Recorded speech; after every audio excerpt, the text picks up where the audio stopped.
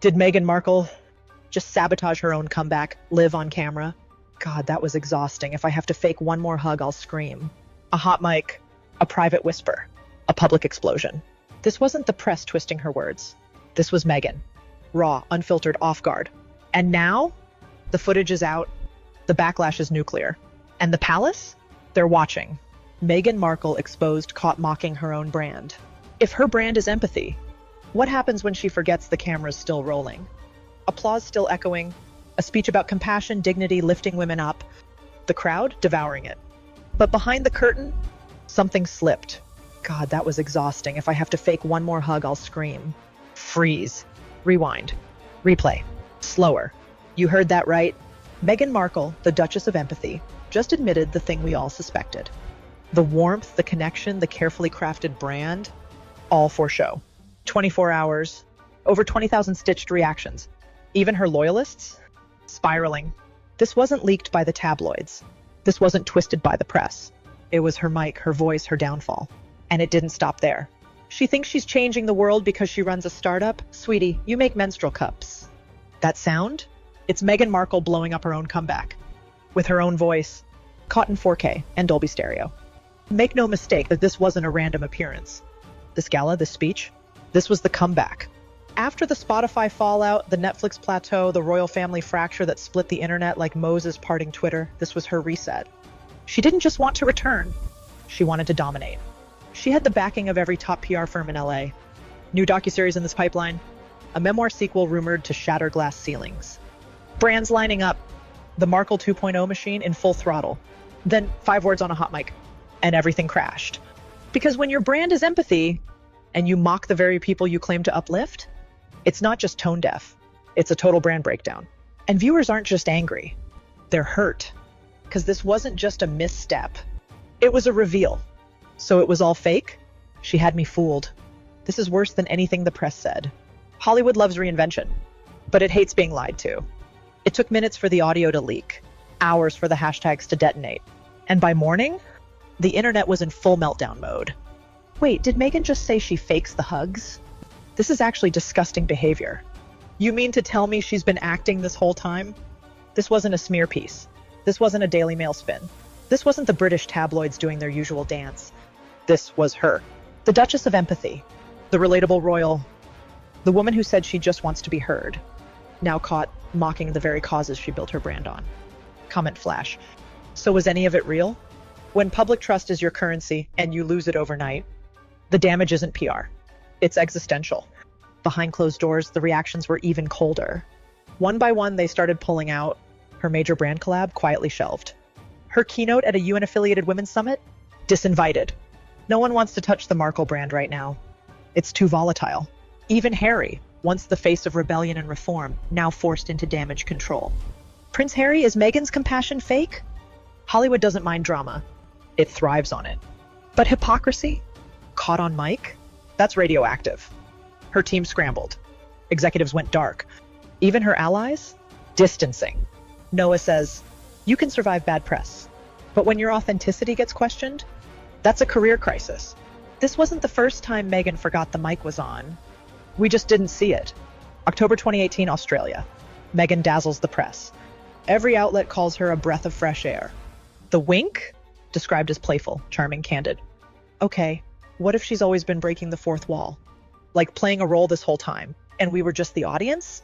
If the hot mic moment was the reveal, maybe the wink was the first clue. A signal that the Duchess wasn't here to conform. She was here to perform. Was this the real Meghan or just the first take? Because if the hug was fake, if the empathy was scripted, then what else was? They stayed silent through Oprah. They stayed silent through Netflix. But now, the silence is starting to speak. The Daily Telegraph, August 2025. Sources say Meghan's behavior validates concerns voiced during the Queen's reign. Translation? The firm kept receipts. The world picked sides. The Sussexes were rebels. The royals painted as cold, out of touch. But if Meghan was acting then, what does that make their claims? And what does that say about us? The palace won't clap back. They'll leak, they'll ghost, and they'll let the public decide who looked more real. Kind of crazy how they said she was manipulative back in 2020, and now this hot mic thing low-key proves it. Because when the royals stop talking, It's not forgiveness. It's strategy. Let's not pretend the internet was unanimous. For every critic calling Meghan a fraud, there was a creator defending her to the grave.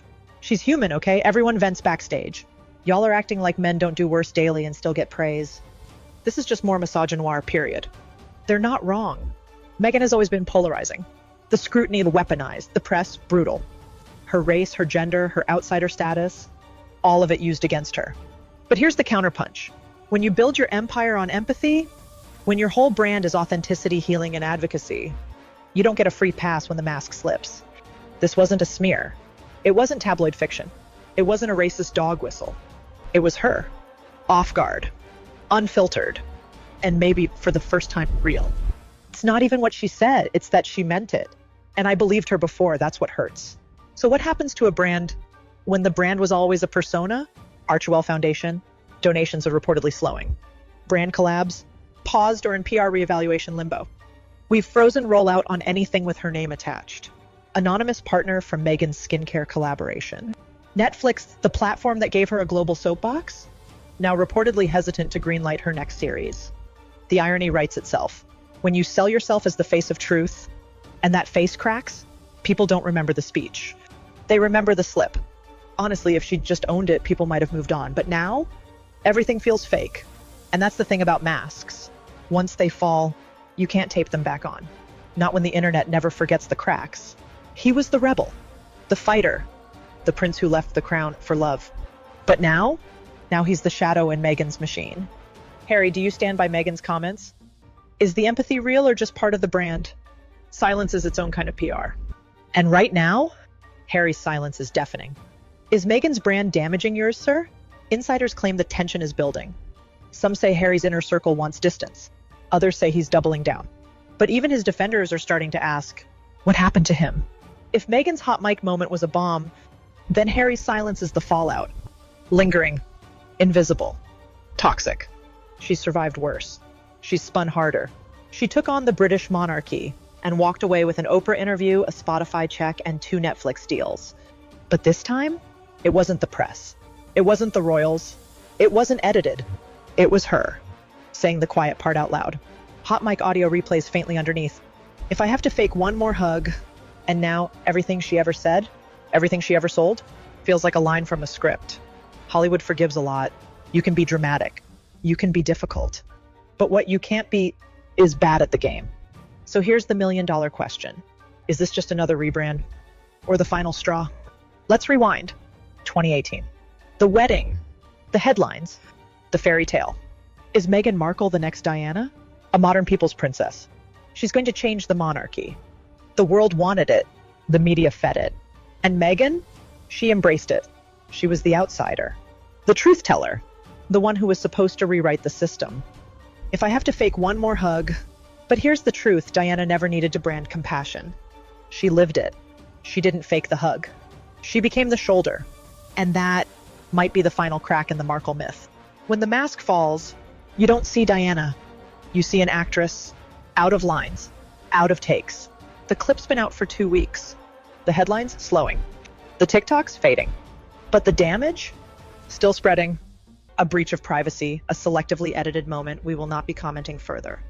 No denial, no remorse, just silence. Because when the moment comes to reclaim your truth or admit the act is over, Meghan's choosing the third option. If I have to fake one more hug, and maybe that's the lesson. The palace didn't exile Meghan. The press didn't destroy her. She didn't even need a villain. She did it herself. In 5 words. On tape. Backstage. Alone. What happens when the mask is the brand and the mask slips?